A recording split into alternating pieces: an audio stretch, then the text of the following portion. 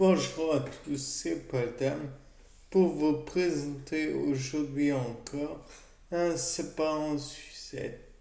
Bon, aujourd'hui je me suis posé la question, que se passerait-il si un hématophage, si un suceur de sang, mais insectoïde par exemple, genre une punaise ou une puce ou que sais-je encore, venait à être irradié. Là, on pourrait envisager qu'il est euh, gorgé de sang ou non. Tout dépend des conditions. Enfin bref, là, dans le cas présent, il ne sera pas gorgé de sang dans un premier temps. Là, on peut envisager que lorsque le métopage va être irradié, déjà l'ensemble de ces organes permettant la digestion du sang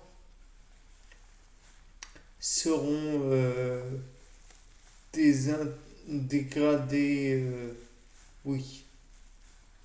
Donc, en somme, les enzymes qui permettent la dégradation du sang en lui-même seront euh, rendues inopérantes. Et puis, comme il a déjà digéré notre petit hématophage, le sang, ça ne peut plus être appelé comme tel. Donc on peut envisager déjà que il va essayer de dégrader les constituants du sang, le plasma, mais il n'y arrivera pas puisque les enzymes en charge de la chose sont rendues inopérantes, tout comme le globule rouge, les hématies, bon, les globules blancs, mais ça aura peut-être un effet délétère parmi tant d'autres, à savoir que les globules blancs n'étant pas dégradés, ils pourraient s'attaquer à l'organisme de l'intérieur, l'organisme qui est de l'hématophage. Et donc, dans ce cas, on pourrait envisager que, comme l'hématophage en question a laissé les globules blancs indemnes, il se fait détruire de l'intérieur, comme s'il avait une réaction auto-immune. Et là, contrairement à la sclérose en plaques, c'est pas uniquement la myéline des nerfs qui sera dégradée, mais l'ensemble de l'organisme où transitera le bol alimentaire sanguin, si tant est que ça ait du sens.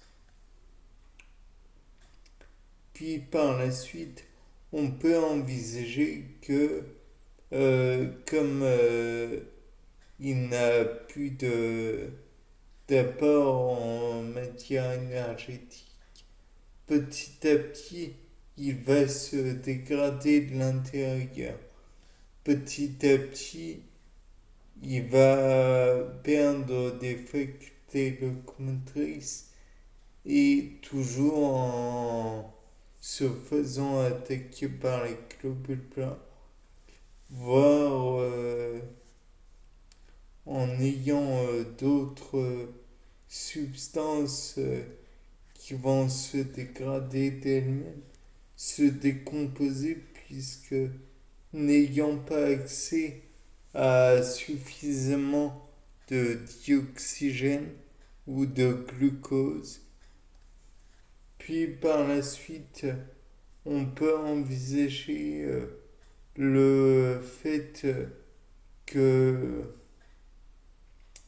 y ait des hémorragies dans le corps de l'insecte ou enfin de l'arachnide, de l'insecte, de tout ce que l'on voudra, de l'arthropode.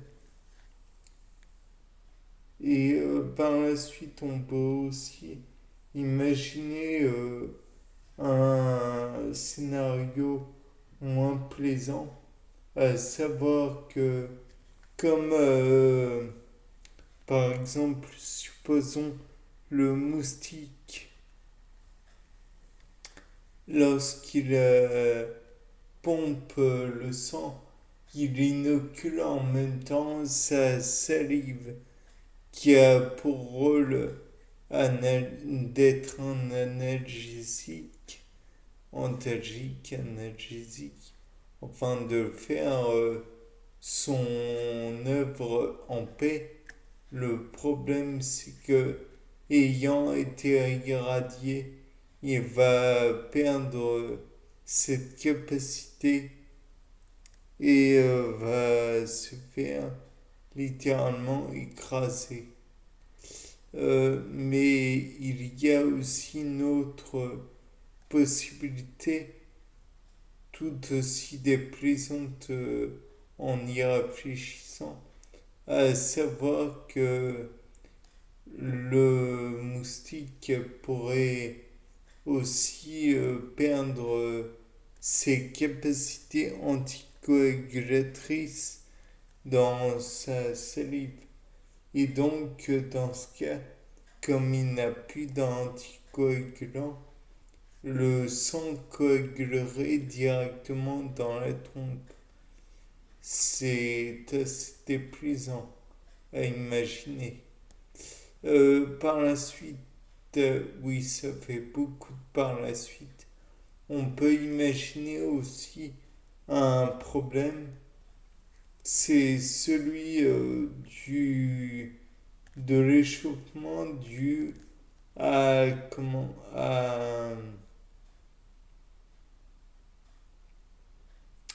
l'absorption d'un sang qui est tout de même à 37 et même un petit peu plus, donc à une température insupportablement élevée pour le moustique.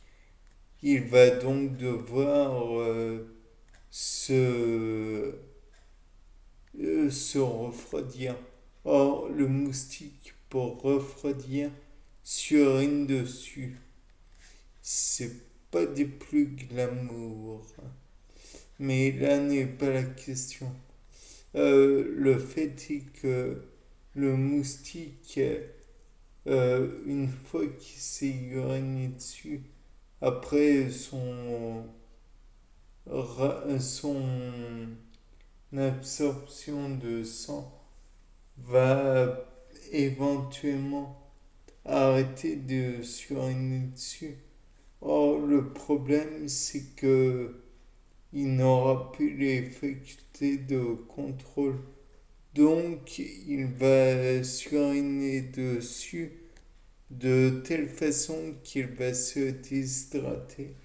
Et donc, à la fin, il n'aura plus de fonction locomotrice. Et donc, il aura plus de fonction tout court de contrôle de lui-même.